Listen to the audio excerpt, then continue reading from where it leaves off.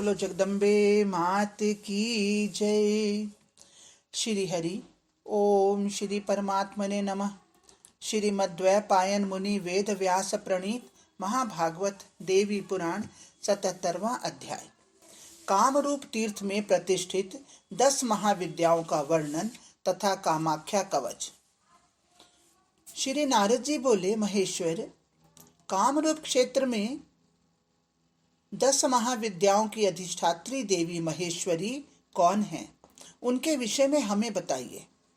श्री महादेव जी बोले, मुनि श्रेष्ठ, साधकों के हित संपादन के लिए जप और पूजा का फल प्रदान करने वाली ये 10 महाविद्याएं इस शक्तिपीठ में स्थित हैं। महामते, भगवती कामाख्या ही स्वयं आदि शक्ति सनातनी देवी कालिका हैं। उनके बगल में अन्य 9 महाविद्याएं प्रतिष्ठित हैं। सर्व विद्यात्मिका कालिका ही कामाख्या रूपिणी हैं। उस शक्तिपीठ में उनकी तथा अपने इष्ट देवता की पूजा करके भक्ति पूर्वक जो इष्ट मंत्र का जप करता है उसका मंत्र सिद्ध हो जाता है। जो रक्त वस्त्र धारण करने वाली 3 भयंकर नेत्रों से सुशोभित, 4 भुजाओं और विकराल दंतावली तथा प्रलयकालीन मेघों की आभा से सुशोभित हैं, जो मणि सिंहासन पर विराजमान हैं और सिंह, प्रेत तथा कमल पर आसीन हैं, ऐसी परमेश्वरी महाकालिका भगवती कामाख्या का ध्यान करने वाले भक्तों के लिए भगवती का वाहन सिंह विष्णु स्वरूप, शव शिव स्वरूप और कमल ब्रह्म स्वरूप हो जाता है। लपलपाती जीवा वाली अत्यंत घोर स्वरूपिणी, स्वर्ण किरीट से प्रकाशित, बहुमूल्य मणि माणिक्य से जटित, उत्तम आभूषणों से अलंकृत तथा सिद्धि पालन संहार करने वाली जगतधात्री कामाख्या की सदा उपासना करनी चाहिए। नारद, इस महापीठ के वाम भाग में भगवती तारा, दक्षिण भाग में भुवनेश्वरी, अग्नि कोण में खोडसी विद्या, नैऋत्य कोण में स्वयं भैरवी, वायव्य कोण में छिन्नमस्ता, पृष्ठ भाग में बगलामुखी, ईशान कोण में सुंदरी विद्या, ऊर्ध्व भाग में मातंगी नायिका और दक्षिण भाग में धूमावती विद्या प्रतिष्ठित है। नीचे के भाग में भस्माचल स्वरूप स्वयं भगवान शंकर विराजमान है। पितामह ब्रह्मा और भगवान विष्णु और जो अन्य प्रमुख देवता हैं, वे सभी शक्ति से समन्वित होकर भगवती कामाख्या के लोक दुर्लभ शक्तिपीठ में निरंतर प्रतिष्ठित रहते हैं।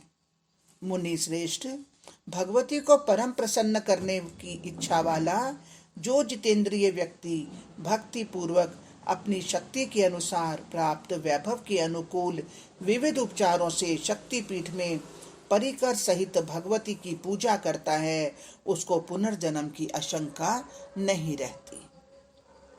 जो व्यक्ति भक्ति भाव से महादेवी भगवती को बिल्व पत्र अर्पित करता है, उसे साक्षात सर्वलोकेश्वर शंकर ही जानना चाहिए। 3 पत्ते वाला बिल्व पत्र ब्रह्मा, विष्णु और शिवात्मक है। यह जड़ चेतन रूप समस्त संसार उससे व्याप्त है।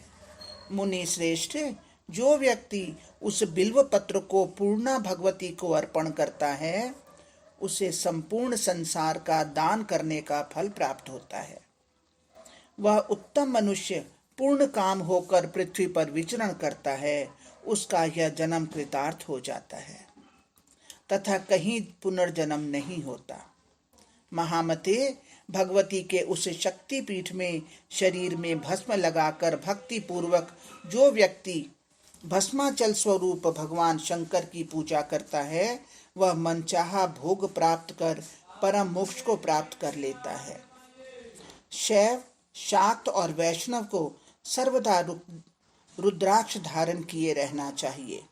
रुद्राक्ष से युक्त होकर जो व्यक्ति कर्म करता है, वह महापुण्य प्राप्त करता है। भगवती कामाख्या के शक्तिपीठ में रुद्राक्ष धारण किया हुआ व्यक्ति संहार कारक भगवान रुद्र की पूजा कर रुद्रत्व को प्राप्त करता है, इसमें कोई संदेह नहीं है।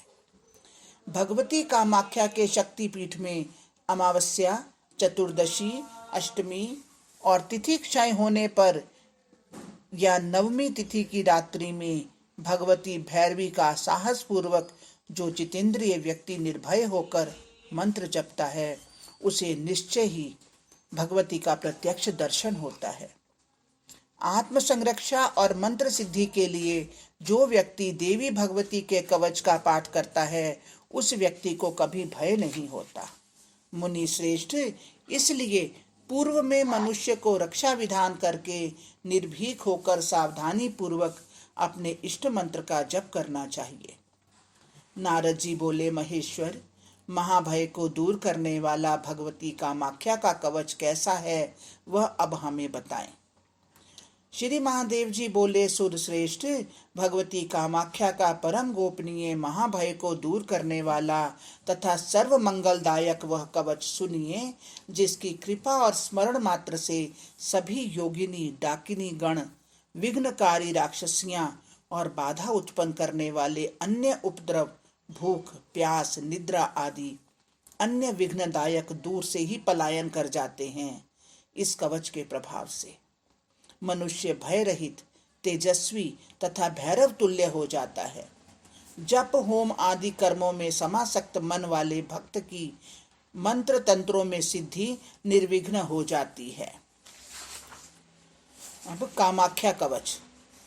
काम रूप में निवास करने वाली भगवती तारा पूर्व दिशा में, खोड़शी देवी अग्नि कोण में, स्वयं धूमावती दक्षिण दिशा में रक्षा करे।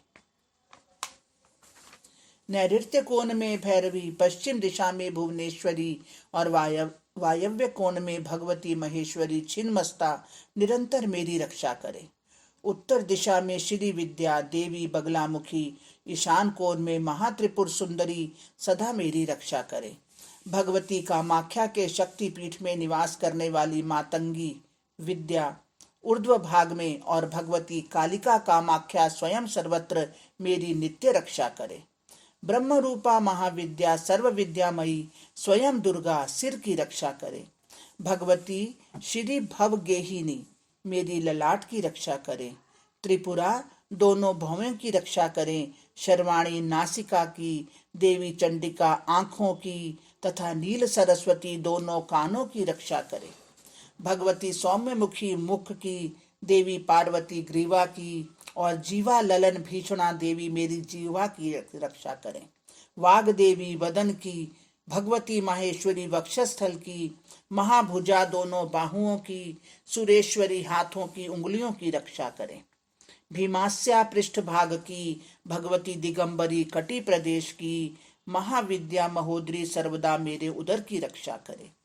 महादेवी उग्रतारा जंघा उर्वों की एवं सुर सुंदरी गुदा अंडकोश लिंग और नाभि की रक्षा करे।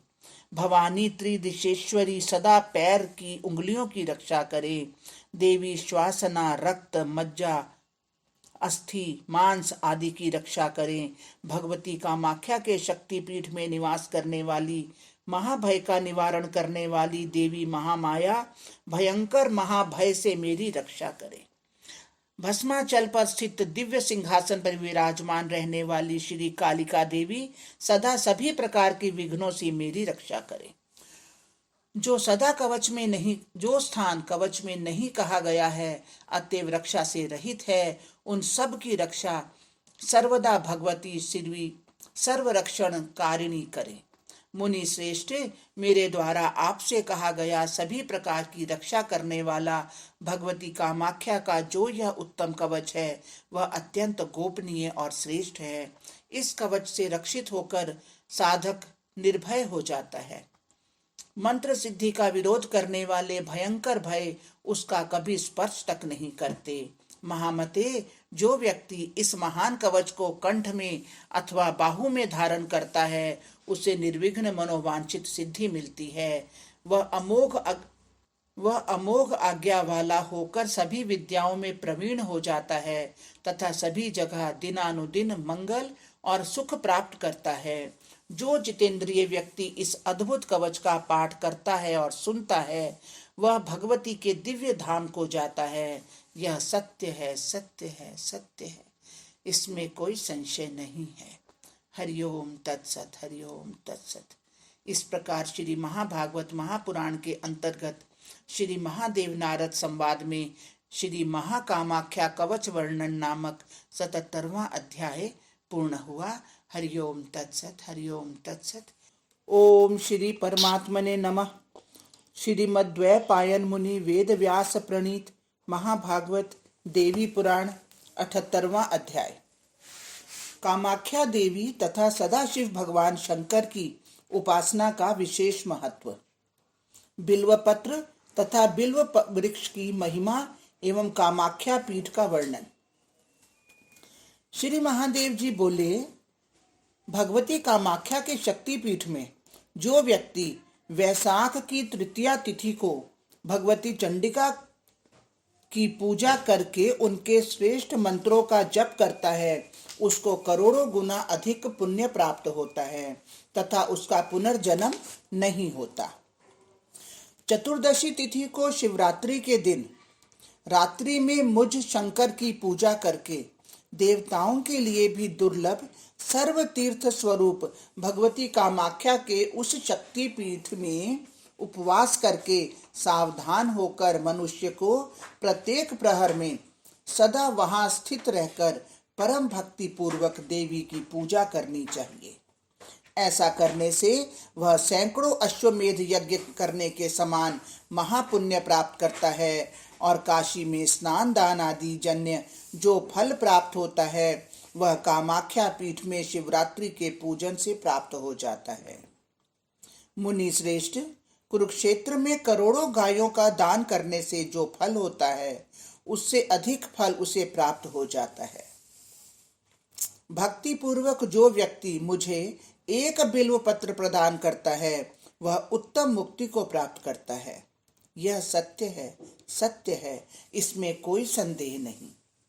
महामुने, हजारों स्वर्ण पुष्पों के अर्पण करने से, मणिमाणिक्य के समूहों का अर्पण करने से तथा मूल्यवान रत्नों के द्वारा पूजा करने से मुझे वैसी प्रसन्नता नहीं होती जैसी बिल्व पत्र चढ़ाने से होती है।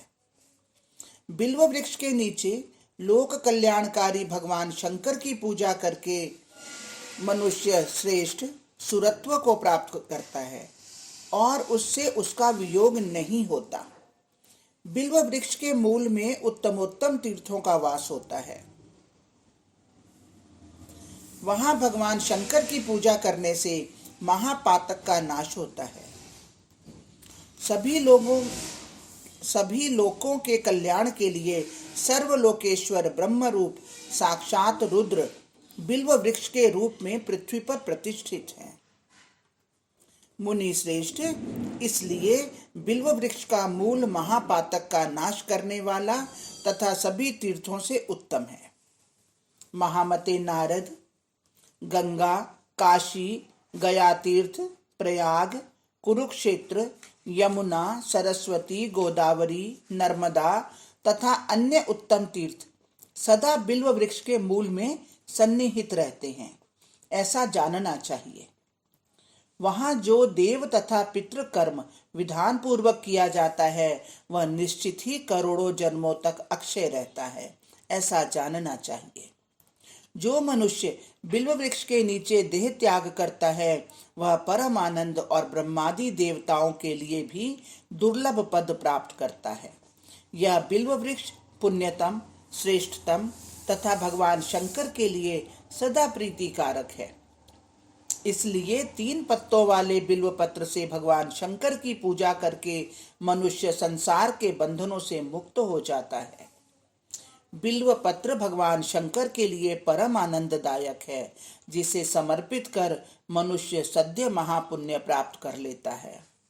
मुने, बिल्व के पत्र और फल अन्यत्र जहाँ कहीं भी भगवान शिव के लिए महाप्रीतिकारक होते हैं, किंतु पुण्य क्षेत्र काम रूप में इन्हें विशेष रूप से प्रीतिदायक जानना चाहिए। मुने, आपसे अन्य क्या कहूँ, भगवती कामाख्या के शक्तिपीठ से बढ़कर महापुण्य फल प्रदायक कहीं कोई दूसरा स्थान नहीं है। चैत्र मास के शुक्ल पक्ष में अष्टमी तिथि के दिन सर्व तीर्थमय शुभ लौहित्य यानी ब्रह्मपुत्र नद में विधिवत स्नान करके उसके जल से जो व्यक्ति भक्ति पूर्वक जगदम्बिका कामाख्या की पूजा करता है वह संसार के बंधनों से मुक्त हो जाता है। महादेवी का योनि पीठ सर्व तीर्थ स्वरूप सभी तीर्थों में श्रेष्ठ तथा सभी देवताओं के लिए भी दुर्लभ स्थान है। सर्व देवमयी भगवती पूर्णा जहाँ साक्षात पूज्यतमा है, सर्व तीर्थमय ब्रह्मपुत्र नद भी पुण्यप्रद और दुर्लभ है। महापुण्यदायी अष्टमी तिथि भी परम दुर्लभ है। इन तीनों का योग बहुत पुण्य संचय से जिसे मिलता है उसके पृथ्वी पर पुनः जन्म की आशंका ही नहीं रहती। भगवती कामाख्या के उस शक्तिपीठ में जो व्यक्ति भक्ति पूर्वक ब्रह्मपुत्र नद के जल से अपने पितरों का तर्पण करता है उसके सभी पितर निर्विकार ब्रह्मलोक को प्राप्त करते हैं। मुनि श्रेष्ठ, वहां किए गए अन्य तप और दान भी पुण्य फलदायी हैं, जो अन्य हजारों तीर्थों में किए उन कार्यों से अधिक पुण्य फल प्राप्त प्रदान करने वाले होते हैं। इस संसार में जिस प्रकार शिव प्रिया भगवती भवानी पूज्यतमा है, पत्तों में तुलसी पत्र और बिल्व पत्र श्रेष्ठ हैं। जैसे लीलाधारियों में गदाधर भगवान विष्णु श्रेष्ठ हैं, उसी प्रकार सभी तीर्थों में कामाख्या का श्री योनि पीठ श्रेष्ठ है। नारद, जो व्यक्ति योनि पीठ तीर्थराज के इस महात्म्य को सुनता है वह देवी के परम पद को प्राप्त कर लेता है। नारद, इस प्रकार मैंने योनि पीठ तीर्थराज के अत्यंत गोपनीय महात्म्य को बताया। पुनः आप क्या सुनना चाहते हैं? हरिओम तत्सत, हरिओम तत्सत। इस प्रकार श्री महाभागवत महापुराण के अंतर्गत श्री महादेव नारद संवाद में योनि पीठ महात्म्य वर्णन नामक 78वां अध्याय पूर्ण हुआ। बोलो कामाख्या देवी की जय। हे महामाया, हे महादेवी, ये पाठ पढ़ने में, सुनने में, सोचने में, समझने में जहाँ भी कहीं कोई त्रुटि हुई हो उसके लिए हम क्षमा प्रार्थी हैं। माँ, हमें क्षमा करें। जो कुछ पढ़ा गया, सुना गया, सोचा गया, समझा गया, सब कुछ श्री कृष्ण अर्पणमस्तु। हे कृष्ण, आप इसे स्वीकार करें। जय जय श्री राधे, जय जय श्री राधे, जय जय श्री राधे।